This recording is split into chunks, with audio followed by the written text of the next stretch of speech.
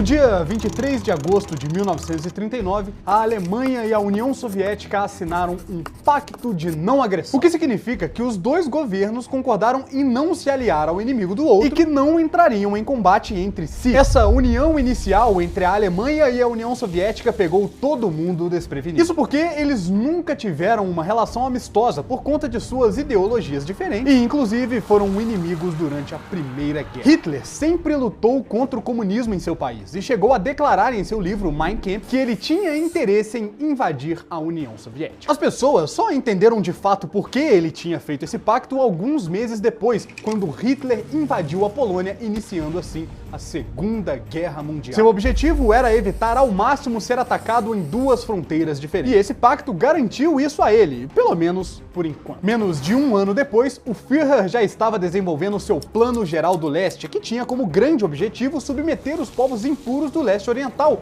o que incluía os soviéticos. O que Hitler não sabia é que este plano representaria o início de sua queda. Mas como isso aconteceu? Como Hitler caiu do posto de homem mais poderoso do mundo para o completo fracasso em 1945? Como Adolf Hitler perdeu a Segunda Guerra Mundial? Hoje, no Investigando Atlas.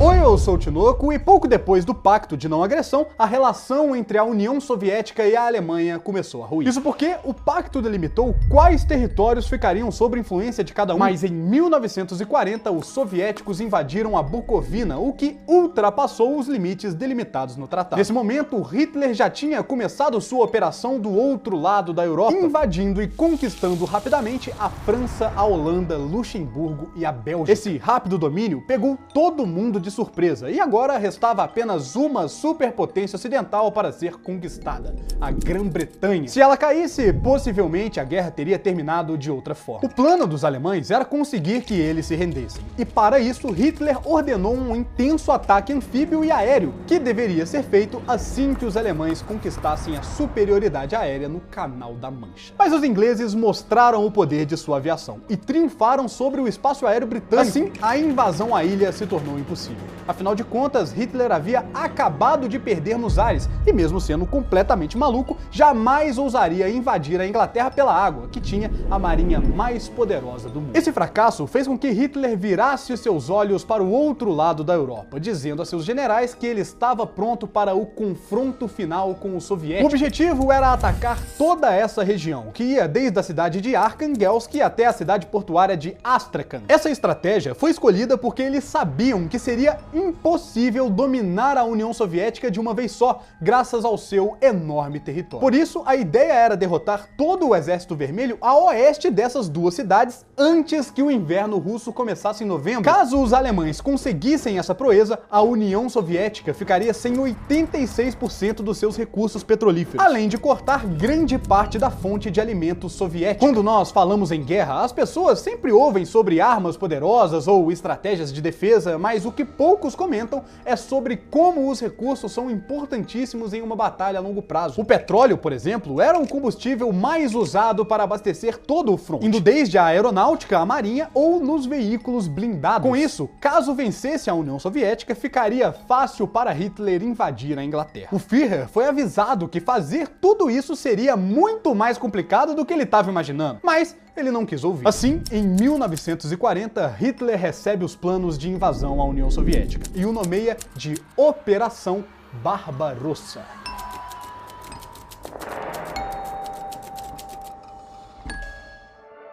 Frederico Barbarossa foi um antigo imperador do Sacro Império Romano Germânico. Reza a lenda que ele não está morto, mas apenas dormindo junto de seus cavaleiros que despertarão no momento de maior necessidade da Alemanha, para assim restaurar a sua antiga glória. Por isso, Hitler deu este nome à operação, pois caso seu plano desse certo, dificilmente alguém poderia parar os alemães na conquista mundial. Poucos dias depois, Adolf emite o Decreto Barbarossa, onde ele afirma que esta seria uma guerra de aniquilação, sancionando legalmente a erradicação de todos os líderes políticos comunistas e elite intelectual na Europa Oriental. Então, uma data é marcada. 15 de maio de 1941. Até lá, os militares alemães tiveram tempo para estudar outras tentativas de invasão do território soviético, como a de Napoleão Bonaparte, por exemplo, que fracassou em 1812. Nos seus cálculos, os alemães concluíram que, ao contrário do que aconteceu na invasão de Napoleão, havia pouco perigo do Exército Vermelho buscar refúgio no interior da Rússia. Mas hoje nós sabemos que eles estavam redondamente enganados. Hitler, discordando de seus generais, acreditava que primeiro eles deveriam invadir Leningrado, depois ir para Donbass e somente depois partir rumo a Moscou. O Führer estava muito confiante de que seria algo relativamente fácil, afinal de contas, para ele, a superioridade da raça alemã se provaria. Mas esse excesso de confiança acabou sendo fatal para seu exército. Estima-se que Hitler moveu secretamente quase 4 milhões de soldados para as fronteiras soviéticas. Então, na madrugada do dia 22 de junho de 1941, iniciou-se a Operação Barbarossa. Para isso, os alemães usaram sua famosa tática conhecida como Blitzkrieg,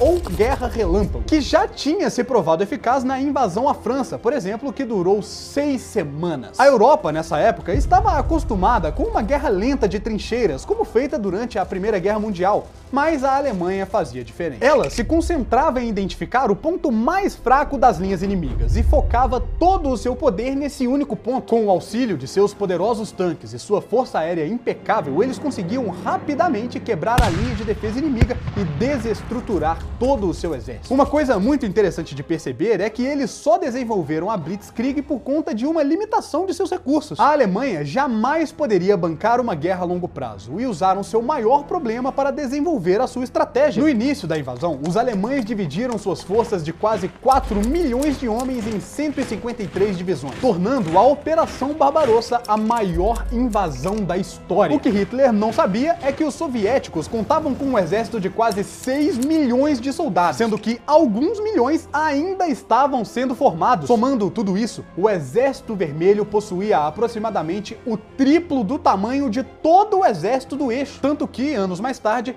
Hitler afirma que se eu soubesse da força dos russos em 1941, não teria atacado. No entanto, mesmo com seus enormes números, o Exército Vermelho estava disperso, já que eles não esperavam por uma invasão alemã. Isso se tornou motivo de preocupação para Stalin, já que mesmo com sua superioridade numérica e com equipamentos de primeira qualidade, a organização alemã se mostrou mais eficiente, pelo menos por enquanto. Hitler saiu na frente com uma importante dominação sobre o espaço aéreo soviético e controlando a situação nos primeiros dias de operação. Diversos ataques foram feitos em todas as fronteiras. No centro, eles avançavam em direção a Minsk. No norte, capturaram Pskov e chegaram à região de Leningrado. E no sul, estavam cada vez mais perto de tomar Kiev. Com a Blitzkrieg, os alemães avançaram rápida e impiedosamente pelo território soviético, capturando centenas de milhares de soldados e exterminando os povos considerados sub-humanos. Basicamente, transformando toda a Europa Oriental num grande campo de concentração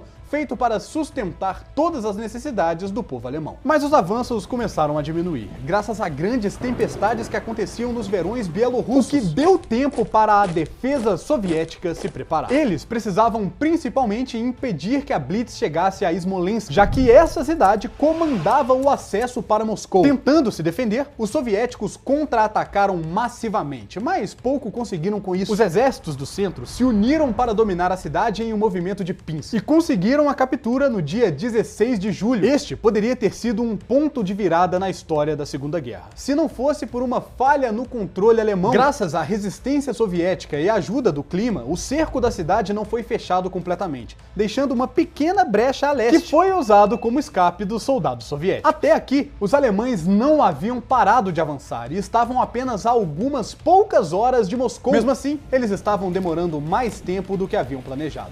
As tropas já tinham usado seus suprimentos iniciais e agora enfrentavam dificuldades para reabastecer seus veículos. Junto a isso, suas roupas e seus equipamentos não eram adequados para o inverno que estava prestes a chegar.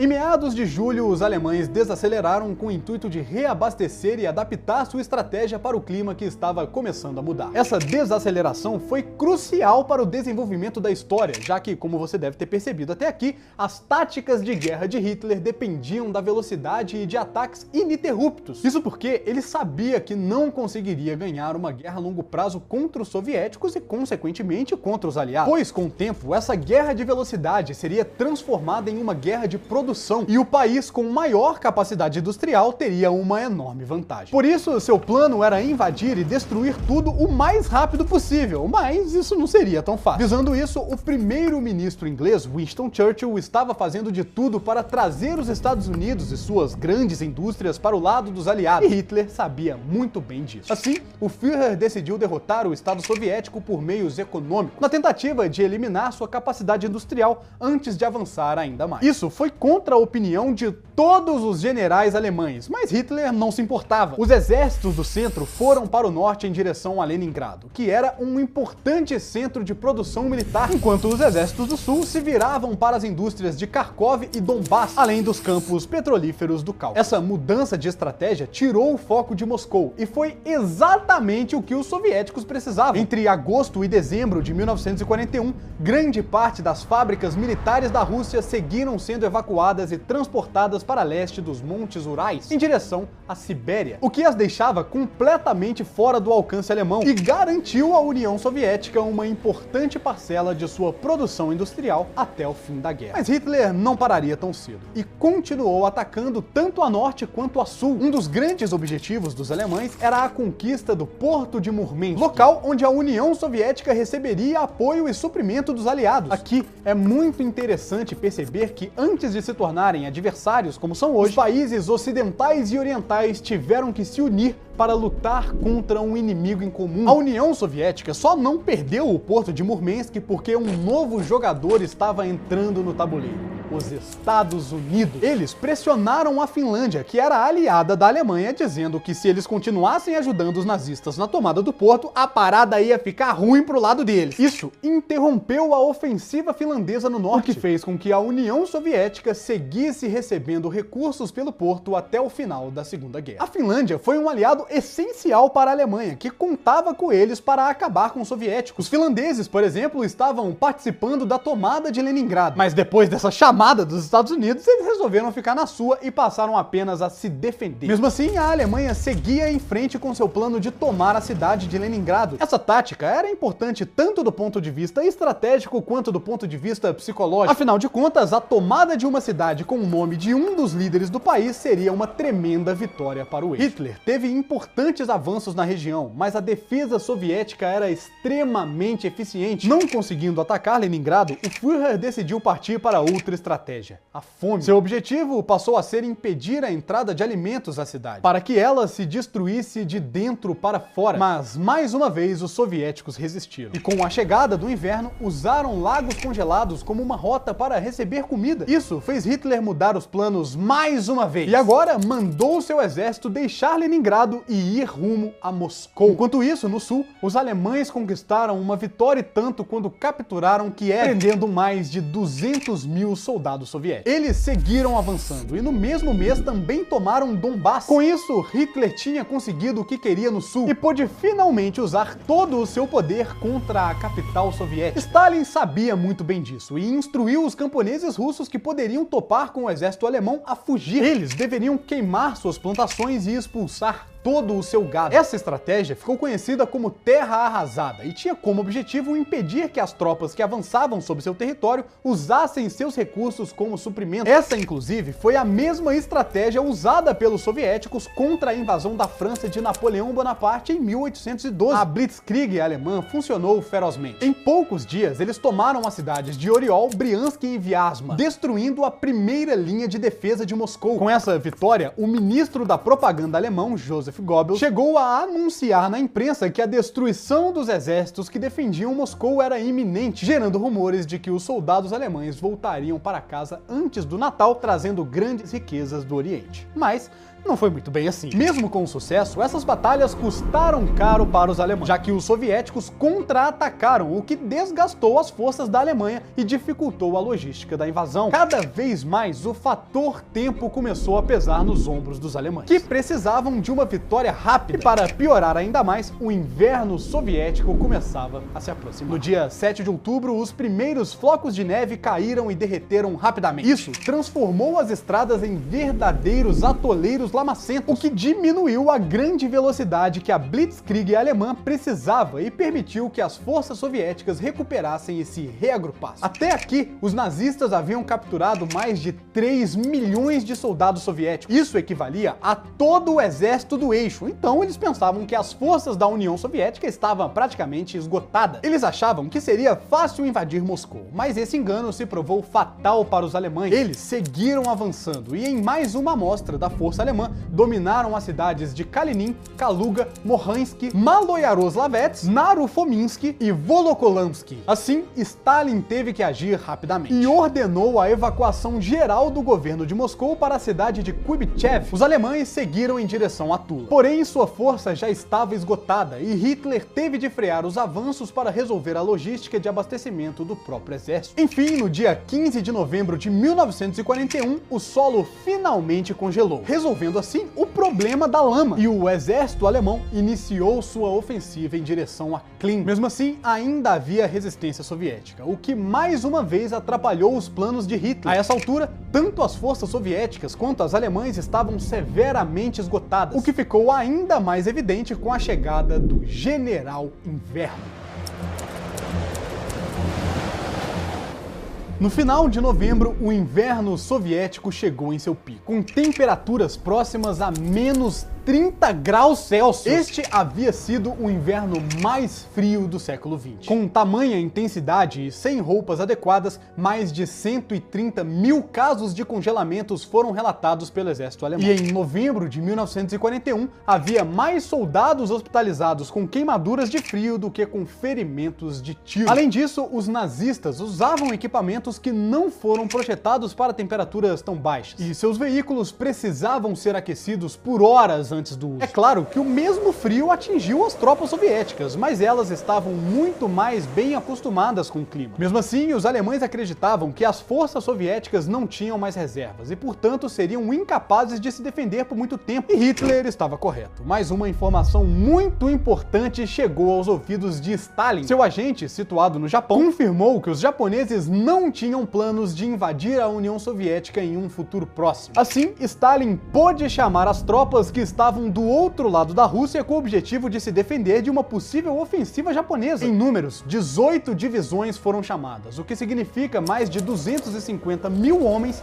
1.700 tanques e 1.500 aeronaves. Isso proporcionou a Stalin a vantagem de ter 2 soldados para cada um soldado alemão. E assim, a contraofensiva da União Soviética começou. Hitler ordenou que os alemães não recuassem. Essa ordem não foi ouvida pelos generais, que sabiam que se ficassem era morte na certa. Isso deixou o Führer boladíssimo, que demitiu todos os generais que discordavam dele e se cercou de pessoas que apenas apoiavam o que ele falava, mesmo que estes não tivessem nenhuma experiência em guerra. Assim, no decorrer de dezembro e início de janeiro, os soviéticos foram aos poucos recuperando as cidades perdidas ao redor de Moscou e conquistando cada vez mais espaço até finalmente pôr um fim à Operação Barbarossa, que acabou oficialmente no dia 7 de janeiro de 1942. E para piorar a situação dos nazistas, um mês antes o Japão resolveu atacar a base naval de Pearl Harbor, no Havaí. Assim, os Estados Unidos não viram outra opção plausível que não fosse entrar de cabeça na Segunda Guerra Mundial. No dia 1º de janeiro de 1942, Winston Churchill,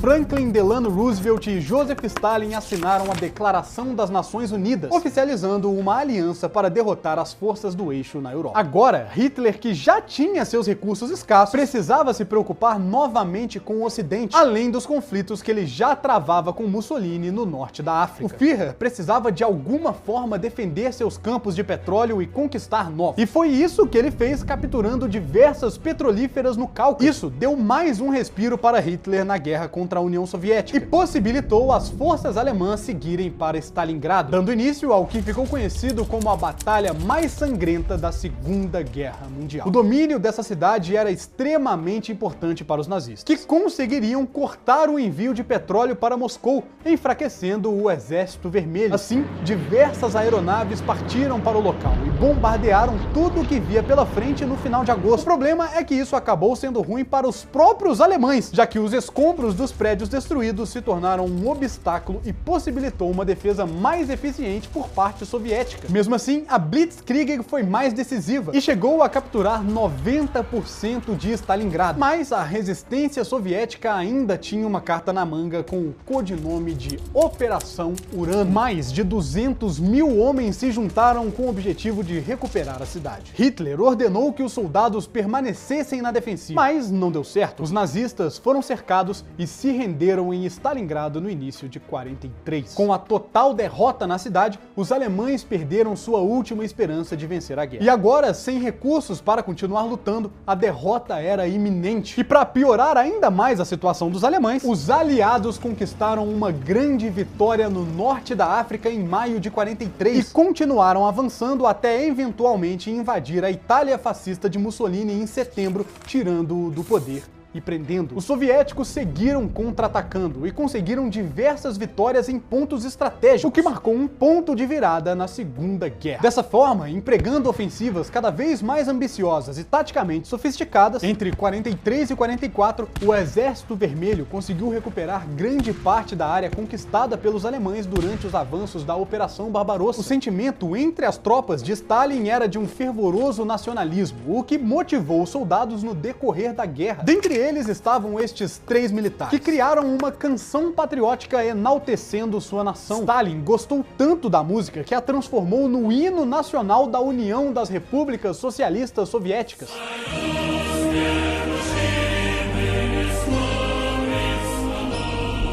Seus homens seguiram avançando para a Lituânia e para a Polônia, estando devidamente abastecidos com milhares de armamentos, veículos e suprimentos gerais enviados pelas potências aliadas, especialmente pelos Estados Unidos. Com isso, toda a frente oriental agora era controlada pelo Exército Vermelho e todos os territórios foram recuperados. Mas eles ainda tinham um objetivo ambicioso em mente: a cidade de Berlim. A essa altura, a Alemanha nazista já tinha perdido seus aliados na Itália, Finlândia e Romênia, e se via completamente sem forças para resistir aos avanços aliados. Graças à falta de soldados, os alemães precisaram empregar idosos que lutaram na Primeira Guerra Mundial para pegarem armas e pilotar tanques. Sem falar também nas crianças da juventude hitlerista que precisaram lutar para defender a capital. Enquanto o Exército Vermelho se aproximava cada vez mais de Berlim, do outro lado da Europa, as tropas aliadas retomavam os territórios perdidos. Ainda em novembro de 43, a Conferência de Teherã foi realizada no Irã, onde Roosevelt e Churchill prometeram a Stalin que iriam voltar a atacar. Assim, a Operação Overlord ganhou vida, com o objetivo de estabelecer bases na costa ocidental da Europa e tendo como fase inicial a invasão da Normandia, popularmente conhecida como Dia D. Em 6 de junho de 1944, mais de 1 milhão de tropas chegaram à Normandia, coordenadas pelo comandante supremo aliado Dwight Eisenhower, que viria a ser presidente dos Estados Unidos no futuro. E da mesma forma que a Operação Barbarossa foi a maior invasão por terra da história, esta foi a maior invasão por mar, com mais de 5.000 embarcações cobrindo toda a costa da Normandia, sem falar nas quase 10.000 aeronaves que garantiram a supremacia aérea e bombardearam os alemães durante todo o combate. Os 80 quilômetros de litoral foram divididos em 5 setores: Utah,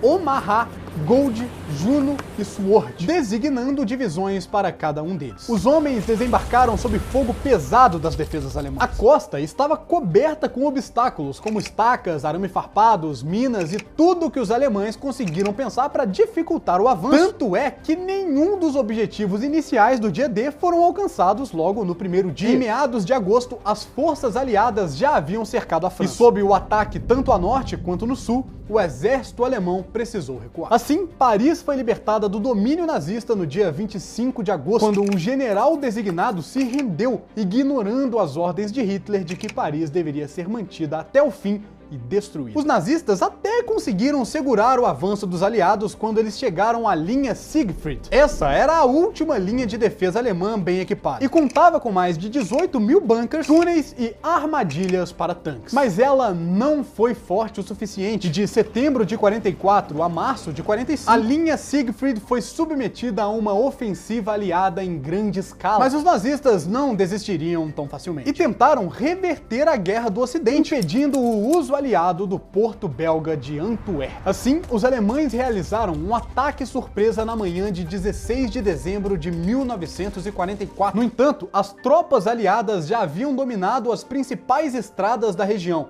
e o avanço alemão não foi muito longe. O fracasso dessa última resistência alemã custou aos nazistas mais de 70 mil homens, pouco mais de 500 tanques e cerca de 800 aeronaves. Da mesma forma, essa batalha também foi extremamente custosa para os aliados, especialmente para os americanos, que perderam mais de 80 mil homens, sendo essa a maior e mais sangrenta batalha travada pelos Estados Unidos na Segunda Guerra Mundial. Depois disso, as forças nazistas só puderam recuar durante o restante da guerra, e os últimos bunkers da linha Siegfried caíram nos primeiros meses de 1945. Durante esse período, a Conferência de Yalta foi realizada na Crimeia, entre os dias 4 e 11 de fevereiro. Nela, Stalin, Churchill e Roosevelt se reuniram pela última vez para discutir a reorganização pós-guerra da Alemanha e da Europa, mesmo que a guerra nem tivesse acabado ainda. A essa altura, as forças soviéticas já estavam a cerca de 60 quilômetros de Berlim, e não havia mais dúvidas sobre a iminente derrota alemã. Portanto, a questão era definir as novas fronteiras da Europa, e cada um dos três líderes tinha seus próprios interesses. Roosevelt queria o apoio da União Soviética contra o Japão no Pacífico, e também queria que eles participassem das Nações Unidas. Churchill queria eleições livres e governos democráticos na Europa libertada, especialmente na Polônia. Já Stalin exigiu uma esfera soviética de influência política na Europa Central e Oriental, já que ele estava em uma posição vantajosa na reunião, pois eram as suas tropas que estavam invadindo a capital nazista. Ficou decidido que os territórios recuperados pelos soviéticos seriam de sua influência, enquanto que os recuperados pelos capitalistas seriam de influência ocidental. E caso os dois fizessem parte do processo, haveria uma divisão entre eles. Houve um enorme planejamento para a desmilitarização e desnazificação da Alemanha, evitando um potencial renascimento do país, além de definir as eventuais punições dos criminosos de guerra. Foi nessa reunião que surgiu a ideia da Alemanha ser dividida em 3 zonas de ocupação, uma para cada um, além de concordarem e dar à França uma 4ª zona. Essa separação estabeleceu as bases para a Guerra Fria alguns anos depois, na qual o mundo foi dividido entre as ideologias dos Estados Unidos e da União Soviética. Mais tarde, essa divisão foi rotulada por Winston Churchill como uma cortina de ferro, e foi dela que nasceu o Muro de Berlim, um dos maiores símbolos de separação na história humana e que nós já fizemos um vídeo sobre. Ao final da conferência, Roosevelt chocou os norte-americanos ao mostrar o quão frágil fisicamente ele parecia estar. Sua saúde durante os anos de conflito declinou consideravelmente, e agora, a um passo do fim da Segunda Guerra Mundial, ele já não tinha mais força para ser o presidente de uma nação em ascensão. Assim, no dia 12 de abril de 1945,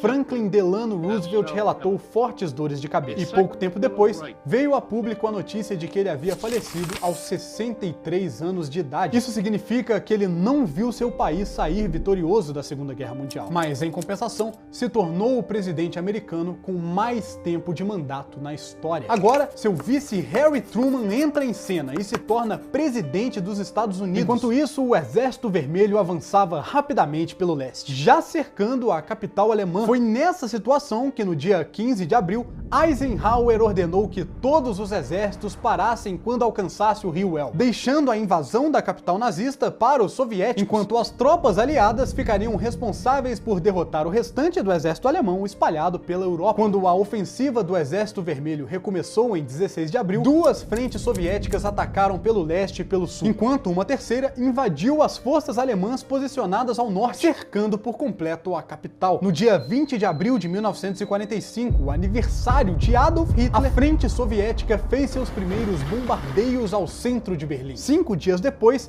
parte das tropas estadunidenses se encontraram com o Exército Vermelho no rio Elbe. Ali, houve uma reunião entre os soldados americanos e soviéticos, que celebraram a vitória iminente sobre a Alemanha nazista. Este foi um momento significativo na história da Segunda Guerra Mundial. Isso porque, mesmo com as diferenças políticas e ideológicas de seus governos, isso não impediu que os dois se unissem em prol de algo maior. Nesse mesmo dia 25, as tropas aliadas já avançavam para o norte da Itália, com o intuito de acabar com a República Social Italiana, um regime instituído poucos dias depois que Mussolini foi resgatado de sua prisão pelos alemães após 2 meses confinado. Ouvi que o Mussolini ficou um tempo confinado, parece que ele passou 2 meses no BBB, né, ouvindo o Boninho falar abobrinha no seu ouvido. Neste novo governo, o italiano atuou basicamente como um fantoche dos alemães, e quando ele viu que os aliados estavam chegando, tentou fugir para a Suíça, mas foi pego pelos próprios opositores a este governo que lá vivia. A notícia chegou aos ouvidos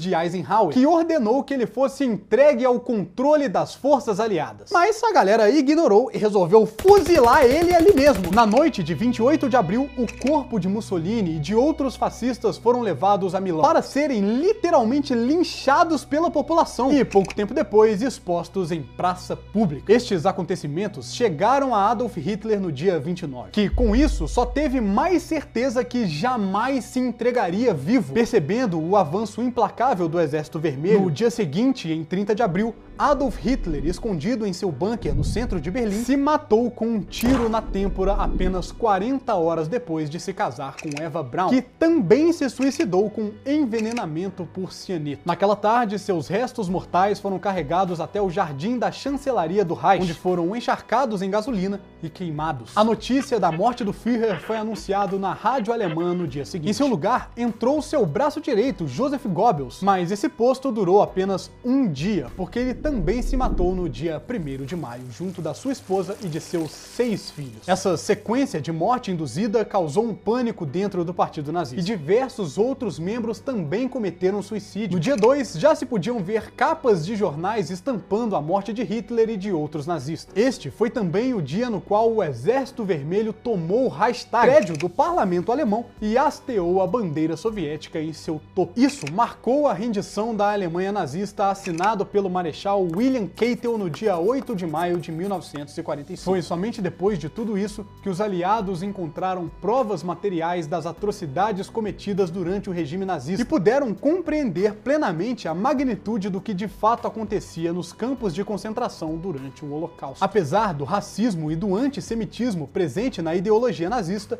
o mundo ainda não tinha pleno conhecimento do que realmente acontecia dentro dos territórios dominados, de modo que o Ministério da Propaganda alemão, comandado por Goebbels, tinha total domínio sobre a imprensa e planejou uma grande campanha de desinformação para ocultar os crimes do governo. Assim, com a vitória aliada, registros chocantes somados aos testemunhos dos sobreviventes trouxeram luz ao genocídio realizado pelos nazistas, no qual milhões de judeus e outras minorias étnicas foram sistematicamente exterminadas. A Segunda Guerra Mundial foi um marco, uma ferida aberta na história da humanidade, onde mais de 60 milhões de pessoas perderam suas vidas. Adolf Hitler é conhecido por ser um dos mais cruéis seres humanos que já pisaram na Terra. E sua história deve ser lembrada e contada para que seus erros nunca mais se repitam. A grande lição que aprendemos com tudo isso é que nem o mais perverso governo da face da Terra impediu que a união da humanidade levasse à força. Acima de qualquer ideologia, a União Soviética, os Estados Unidos e os aliados como um todo se uniram contra um regime que precisava ser destruído. Se não fosse por essa ligação entre eles, talvez a humanidade tivesse sucumbido ao temível poder de Adolf Hitler e suas tropas. Felizmente, com a união e a vitória dos aliados, o mundo finalmente pôde se reerguer. E essa foi a história da queda de Adolf Hitler.